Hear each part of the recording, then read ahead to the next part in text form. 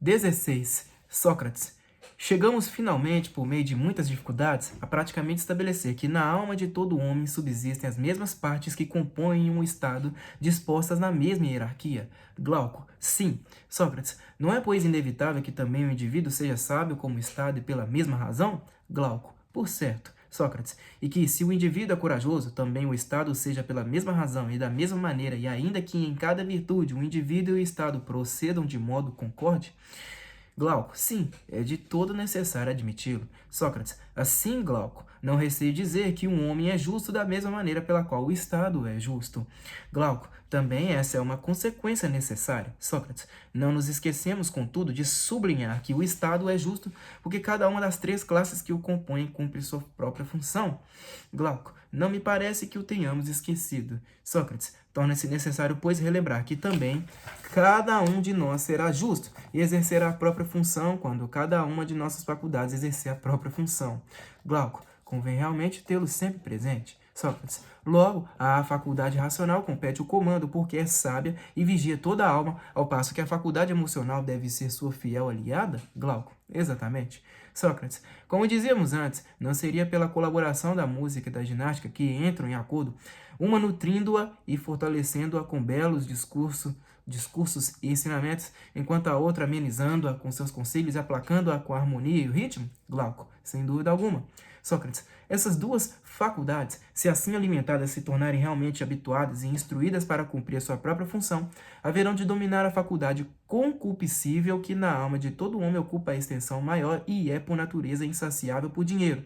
Elas vigiarão para que essa não fuja de sua função uma vez grande e forte, enchendo-se com os ditos prazeres do corpo, e não tente submeter a seu domínio o que por origem não lhe toca, e não venha assim a desorganizar toda a estrutura social. Glauco, precisamente. Sócrates. E também diante dos inimigos externos, essas duas faculdades não haverão de defender da melhor maneira possível a alma e o corpo, uma deliberando e a outra combatendo, obedecendo às ordens e executando com a virtude da coragem os planos traçados? Glauco. É verdade. Sócrates.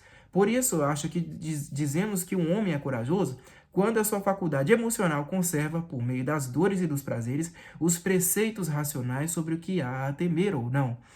Glauco. Correto. Sócrates. E esse homem é sábio em virtude daquela pequena faculdade que nele se impõe e que é dotada da ciência do que é útil para cada faculdade em particular e para as três juntas. Glauco. Assim deve ser. Sócrates. Mas dizemos que é possuidor da temperança em virtude de sua aliança e acordo, quando a faculdade que comanda e as duas que são comandadas concedem que o comando compete à razão e não entram em discórdia entre elas? Glauco. Sim, a temperança não pode ter outro sentido, tanto no indivíduo quanto no Estado. Sócrates, finalmente esse homem deverá ser justo na maneira e pelo motivo que mais vezes expusemos. Glauco, de todo inevitável. Sócrates, haverá, portanto, alguma coisa ainda que oculte a nossos olhos a justiça, fazendo com que pareça diferente de como se revelou a nós no Estado?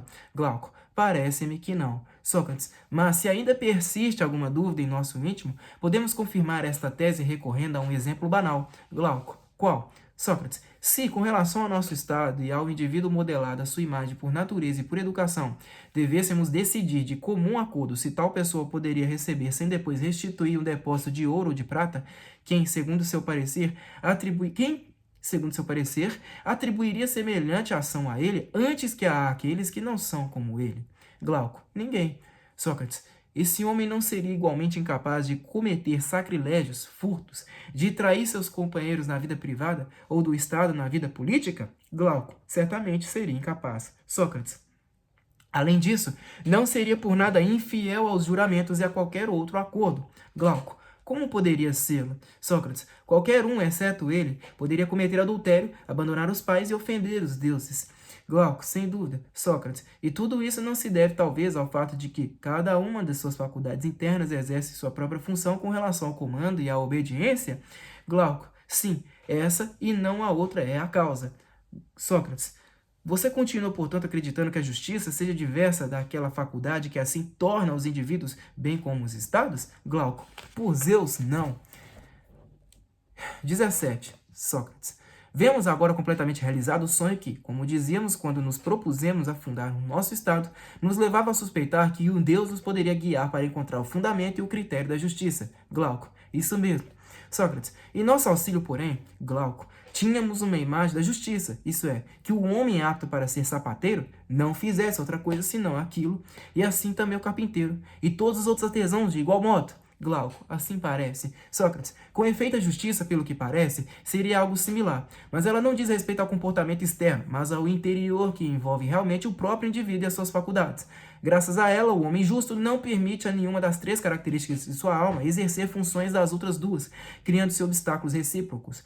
Pelo contrário, estabelece uma verdadeira hierarquia entre elas, torna-se o dominador, o educador e o amigo de si mesmo, harmoniza suas três faculdades internas como se faz com as três notas mais importantes da escala musical, a mais aguda, a mais grave e a média, com todas as notas intermediárias. Um homem como esse conecta entre si todas as suas faculdades e enquanto antes era múltiplo, se torna um indivíduo moderado e harmônico. Assim, ele deverá agir tanto nas questões de dinheiro, quanto nos cuidados com o corpo, na vida política, nas relações privadas, porque haverá de considerar e definir como justo aquele comportamento que conserve e contribua para realizar essa condição interior, além de considerar como sabedoria a ciência que induz a tal comportamento. Ao contrário, haverá de definir como injusto o comportamento que leve a destruir essa condição e ignorância, a opinião que leve a tal comportamento ruinoso. Glauco, nada mais evidente que tudo isso, Sócrates. Sócrates, muito bem. Não vamos dar a impressão de errar, acredito, se afirmarmos já ter encontrado o homem justo, o estado justo e a essência da justiça tanto num como no outro. Glauco, por Zeus, certamente que não, Sócrates. Vamos então afirmar isso? Glauco, vamos sim. 18. Sócrates. De acordo. Resta-nos agora examinar a injustiça. Glauco. Claro. Sócrates, não é inevitável que ela seja um desacordo entre essas três faculdades, um distúrbio, uma ingerência, uma rebelião de uma parte contra o todo da alma para comandar sem ter direito, em vez de se submeter à parte que nasceu para comandar? Uma coisa semelhante, acho, é o efeito de seu distúrbio e desordem, e a poderíamos definir como injustiça, intemperança, covardia, ignorância e maldade de todo tipo. Glauco, sim, essas coisas são todas iguais. Sócrates, por isso, agir mal e injustiça estão bem definidos, bem como agir bem e injustiça, se realmente conhecemos a injustiça e a justiça. Glauco, o que quer dizer, Sócrates? Que de fato não são, com referência à alma, diferentes do que são as coisas sadias e doentias com relação ao corpo. Glauco, em que sentido, Sócrates? As coisas sadias trazem saúde e as mausãs provocam doenças. Mausãs provocam doenças. Glauco, sim. Sócrates, de modo similar, agir de modo justo engendra a justiça a agir, e agir de modo injusto a injustiça? Glauco, necessariamente. Sócrates, engendrar a saúde significa dar uma ordem aos elementos do corpo segundo a sua hierarquia natural, enquanto provocar a doença quer dizer instituir semelhante hierarquia de modo não natural. Glauco, por certo. Sócrates, pela mesma razão, criar a injustiça na alma significa estabelecer uma ordem hierárquica natural, enquanto criar a injustiça significa estabelecer uma ordem hierárquica não natural? Glauco, precisamente. Deixa eu levantar um pouco a câmera aqui, porque eu tô... Ai, minha cabeça até doendo de tanto eu ficar baixando aqui pra mostrar minha cara maravilhosa, né? Acho que aqui já tá bom. Sócrates, por isso, ao que parece, a virtude é como a saúde, a beleza e o bem-estar espiritual, enquanto o vício é doença, deformidade e fraqueza. Glauco, assim é de fato. Sócrates, e os bons hábitos não conduzem à posse da virtude, os maus hábitos à posse do vício? Glauco, inevitavelmente. 19. Sócrates, agora falta examinar, me parece, se agir bem, ter bons hábitos e ser justo é conveniente, independentemente da opinião dos outros, ou se, ao contrário, é mais conveniente agir mal e ser injusto, contanto que sejam evitadas a punição e a necessidade de emendar-se mesmo frente ao castigo. Glauco, Sócrates, agora me parece ridículo que nos detenhamos em analisar isso. Quando o corpo se depaupera, a vida parece insuportável, apesar de todas as comidas e bebidas, toda a riqueza e todo o poder, porquanto então se altera e se compromete a natureza do próprio princípio que nos faz viver. Então, para que viver, mesmo que se pudesse fazer tudo o que se quisesse, mas não se pudesse livrar-se do vício e da injustiça e adquirir a justiça e a virtude, se realmente uma e outra são como acabamos de descrevê-las? Sócrates, sim, seria ridículo. Todavia, já que chegamos a este ponto, não devemos desistir de examinar esses conceitos da maneira mais clara possível. Glauco, por Zeus, que isso é verdade. Não devemos desistir.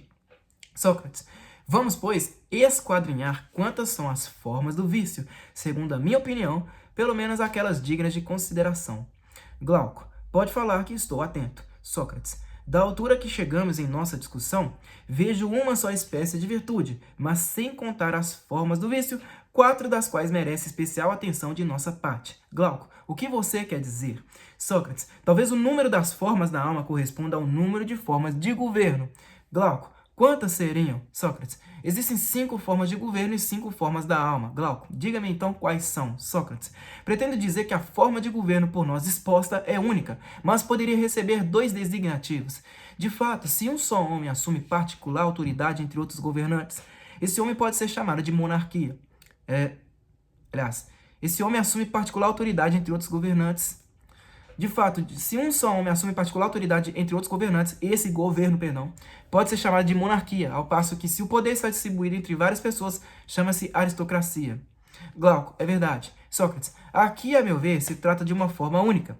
Com efeito, nem muitas pessoas, nenhuma só, gostariam de mudar as leis fundamentais do Estado, a menos que tivessem recebido a educação e a cultura de que falamos. Glauco, parece seguramente lógico. Livro 5. 1.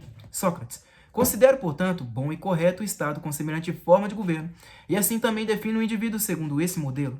Mas se essa forma é verdadeiramente correta, as demais são viciadas e errôneas com relação ao governo dos Estados e à organização espiritual dos indivíduos e se dividem em 4 categorias negativas. Glauco, quais são?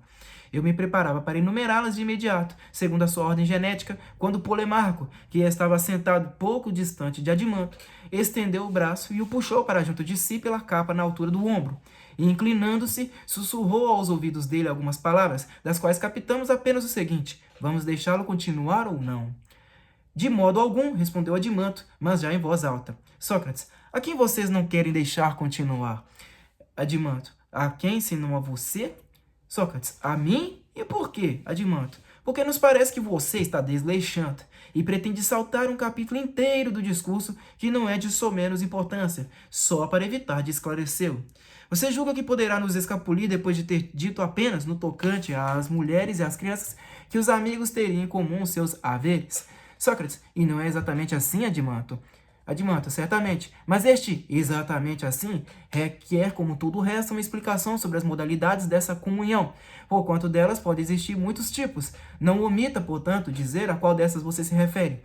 Há muito esperamos ouvir você falar da procriação e da educação dos filhos depois de seu nascimento, e como você entende coisa em comum com relação às mulheres e filhos. De fato, achamos que também para a sociedade seja muito importante, se não decisivo, que isso ocorra de modo correto ou não. Visto que você está para analisar outro aspecto do Estado antes de haver explicado bem esse, nós tomamos a decisão que você acabou de ouvir. Não queremos que você vá adiante, antes de esclarecer esse ponto como o fez para outros. Glauco, de minha parte, devo dizer que também estou de pleno acordo com isso. Trasímaco. Muito bem, acredite, Sócrates, todos aqui pensamos da mesma forma. 2. Sócrates, que é que vocês pretendem com este ataque? Só para suscitar, uma vez mais, um longo debate sobre o Estado? Eu já me dava por satisfeito de ter concluído, feliz pelo fato de minha primeira explicação ter contentado a todos. Agora, porém, com esses pedidos, vocês sequer sabem que turbilhão de discussões vão levantar. Bem que o havia previsto, e por isso passei adiante para que não se alvoroçasse a discussão. Trasímaco, como assim?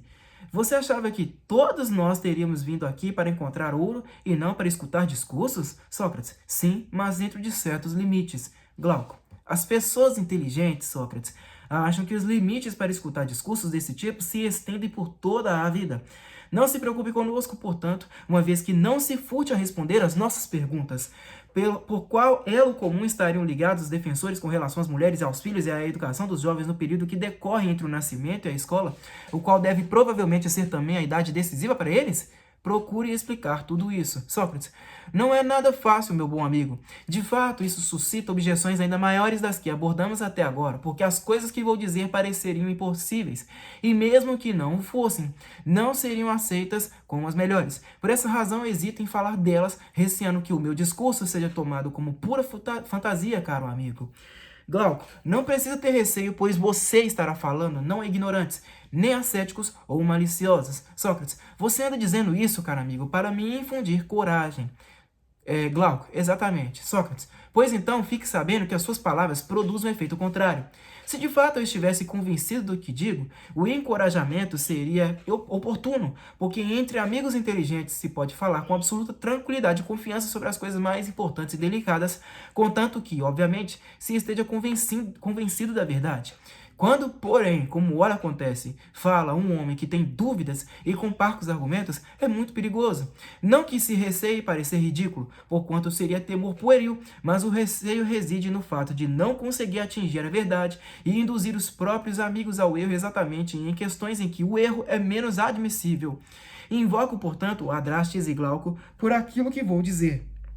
De fato, acho que quem mata involuntariamente tem menos culpa do que aqueles que induz em erro acerca da beleza, da bondade e das leis justas. Ainda assim, seria preferível correr esse risco entre inimigos do que entre amigos. Aí está porque você agiu mal em encorajar-me. Esboçando um sorriso, Glauco responde. Glauco, Sócrates, se o discurso que você proferir nos induzir em erro, desde já o absolvemos do crime de homicídio e não levaremos em conta o de enganador com relação a nós. Pode, portanto, falar com ousadia. Sócrates, na verdade, em tal caso, o homem absolvido é puro perante a lei e é, portanto, lógico que assim o seja também para mim. Glauco, por isso pode falar sem receio. Sócrates, vou retomar, pois, um argumento que deveria ter exposto antes para respeitar a ordem. Parece-me até justo que eu aborde o papel das mulheres depois de haver debatido amplamente sobre aquele do homem, ainda mais agora que você me desafia a fazê-lo. 3. Sócrates. Para os homens que nasceram e foram criados do modo como expusemos anteriormente, a meu ver, não há outra maneira de ter e tratar corretamente os filhos e as mulheres, a não ser seguindo aquela trilha que andamos traçando para eles desde o começo, porque, segundo os nossos planos, procuramos tornar os cidadãos semelhantes a guardiões de um rebanho. Glauco. Sim. Sócrates, vamos, portanto, seguir o nosso plano e vamos atribuir também às mulheres a mesma natureza e a mesma educação. Logo veremos se isso é conveniente ou não. Glauco, em que sentido? Sócrates, aqui está. Por acaso, achamos que as fêmeas dos cães de guarda deveriam vigiar e participar da caça e de todo o resto como os machos, ou deveriam ficar em casa cuidando somente de parir e criar os filhotes, enquanto aqueles trabalham e tomam sobre si toda a responsabilidade do rebanho? Glauco, seria necessário que fizessem tudo em comum, embora as consideremos mais fracas que os machos. Sócrates, é possível obter de um animal o mesmo serviço que outro, embora tenha sido nutrido e adestrado de modo diverso? Glauco, impossível. Sócrates, se portanto exigirmos das mulheres o exercício das mesmas funções dos homens, é preciso instruí-las da mesma maneira. Glauco, claro. Sócrates, conferimos aos homens a arte da música e a ginástica. Glauco, sim. Sócrates, seria necessário, portanto, ensinar também às mulheres essas duas artes, juntamente com a arte da guerra, e tratá-las da mesma maneira. Glauco, é uma decorrência lógica de sua teoria. Sócrates, a execução, porém, de quanto dissemos, haveria de parecer em grande parte ridícula porque insólita. Glauco, sem sombra de dúvida. Sócrates, e o que há em tudo isso de tão ridículo? Obviamente, o fato de as mulheres se exercitarem nuas nos ginásios, junto dos homens, não somente as jovens, mas também aquelas já mais velhas, como os velhos nos ginásios enrugados e feios para serem contemplados que se dedicam, contudo, com prazer aos exercícios. Glauco, por Zeus, isso pareceria realmente ridículo, pelo menos nos dias de hoje. Sócrates, uma vez que decidimos falar sobre isso, não deveríamos recear o escárnio dos zombadores, mesmo que passem a se divertir com semelhante inovação, referente à ginástica e à música, e também em relação ao manejo das armas e à equitação. Glauco, tem razão. Sócrates, já que começamos a falar, vamos encarar decididamente o que nessa lei há de mais premente, solicitando a essa gente que deixe de lado as brincadeiras e se conserve séria, além de relembrar que até pouco tempo atrás parecia feio e ridículo para os gregos, como ora para a maioria dos estrangeiros, que os homens aparecessem nus. Assim, quando primeiramente os cretenses e depois os espartanos começaram a dedicar-se à ginástica, Os zombadores daqueles tempos se teriam julgado no direito de ridicularizar tudo isso. Você não acha? Glauco, sim. Sócrates, quando, porém, o uso fez ver que era melhor praticar exercícios nu que esconder certas partes do corpo, o que parecia ridículo aos olhos se dissipou em face das vantagens mostradas pela razão, e assim foi demonstrado que somente um estulto poderia julgar ridículo algo que não seja um mal em si, e ainda que aquele que tentasse suscitar o riso em detrimento de tudo que não seja loucura e vício, certamente tem por objetivo outra coisa que não o bem. Glauco, isso mesmo.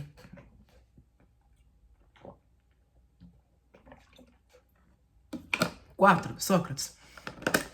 Não se deveria, contudo, decidir primeiramente de comum acordo se essas ideias seriam ou não exequíveis e outro tanto permitir que sejam discutidas por qualquer um, por brincadeira ou de modo sério, no intuito de verificar se a natureza da mulher poderia participar de todas as tarefas dos homens, ou de nenhuma delas, ou ainda de algumas sim e de outras não, e finalmente a qual categoria pertenceria à arte da guerra. Assim, procedendo desde o começo de todo lisonjeiro, não se poderia chegar verossimilmente a uma conclusão de todo boa? Glauco, certamente. Sócrates, você concorda em passarmos a discutir entre nós as ideias dos outros, tomando o lugar de nossos opositores para não assediar uma fortaleza sem defensores? Glauco, não há o que o impeça. Sócrates, em nome deles poderíamos, portanto, dizer: Sócrates e Glauco, não é necessário que outros vos contradigam, porquanto vós mesmos, no momento em que tomastes a decisão de fundar o vosso Estado, reconhecestes que todo indivíduo deve exercer a função que mais condiz com a sua natureza. Glauco, acho que reconhecemos isso. E por que não? Sócrates, mas como se poderia negar que a mulher seja por natureza muito diferente do homem? Glauco, com toda certeza que é diferente. Sócrates, então cumpre impor a um e a outro funções diversas, a cada um dos dois segundo a sua natureza? Glauco, por certo. Sócrates, como então não poderíeis cair em contradição ao afirmar que homens e mulheres devem exercer as mesmas funções apesar de serem por natureza quase completamente diferentes? Meu caro, você saberia se defender dessa objeção? Glauco, assim de repente, não é nada fácil. Pedirei, porém, a você, melhor, peço-lhe desde agora que você mesmo encontre para nós uma resposta qualquer que seja. Sócrates, Glauco, eu já previa há mais tempo essas e outras dificuldades desse tipo. Por isso mesmo estava receoso e até hesitante em enfrentar a lei sobre a posse e a educação das mulheres e dos filhos. Glauco, por Zeus, não é deveras uma questão simples. Sócrates, é claro que não. Todavia não faz diferença cair numa piscina ou em alto mar, porque nadar é preciso de qualquer maneira. Glauco, é verdade. Sócrates, logo, nós também temos de nadar e tentar sair salvos deste debate, esperando que um golfinho nos carregue nas costas ou fazendo votos por qualquer outro tipo de salvação milagrosa. Glauco, quem sabe não deva ser assim. Sócrates, vamos tentar encontrar a saída de alguma maneira. Reconhecemos de fato que diversidade de natureza implica diversidade de função. Embora reconhecendo que no caso do homem e da mulher a natureza é diversa, pretendemos conferir ao homem e à mulher as mesmas funções. Não é essa a acusação de que somos alvo? Glauco, sim. Sócrates, como é poderosa, Glauco, a arte de contradizer. Glauco, por quê? Sócrates, porque me parece que muitos se lançam nela mesmo sem querer, caindo em meras disputas e contendas. Isso ocorre porque, incapazes de discernir o objeto da disputa, dividindo-o em tipos, dele extraem contradições aparentes. Por isso entram em briga e já não discutem. Glauco, exato, e isso acontece com muitos. Mas que importa isso para nós agora? Glauco, exato, Sócrates, muito por quanto estamos arriscando de nos enroscar na contradição. Glauco, em que sentido? Sócrates, sustentando com grande segurança e rigor que naturezas diversas devem ter funções diversas, somente com base em seus nomes, sem terem absoluto analisado a que espécie pertencem uma e outra e qual seria o objetivo de nossa definição, a partir do momento em que atribuímos a naturezas diversas funções diversas e às mesmas naturezas funções idênticas. Glauco, sim, e isso não o aprofundamos. Sócrates, por isso ainda é tempo de nos perguntarmos, pelo que parece, se a natureza dos homens calvos é igual ou oposta dos homens cabeludos. Uma vez definido que se trata da mesma, se os calvos exercem o ofício de sapateiros, o mesmo deve ser proibido aos cabeludos e vice-versa. Glauco, seria um absurdo. Sócrates, e por que absurdo? Senão porque não tivemos em mente definir exatamente essa ou aquela natureza particular, mas levamos em conta somente aquela espécie de diversidade ou de afinidade que diz respeito às funções. Por exemplo, não dizemos que um médico e quem tem uma aptidão natural para a medicina possuem a mesma natureza? É isso que ocorre ou não? Glauco, por certo. Sócrates, e é certo também que são diversos por natureza um médico e um carpinteiro? Glauco, sem sombra de dúvidas. Bom, pessoal, vou parar por aqui. Eu não li muita coisa, parei na página 166 do livro. Eu não tô tendo muito tempo agora, eu tenho que fazer um monte de coisa hoje, mas pelo menos eu consegui dar uma lida aí, né? Não foi tão boa, li algumas páginas só, mas é isso aí, meu muito obrigado a todos vocês que me acompanharam nessa leitura. Até a próxima e falou!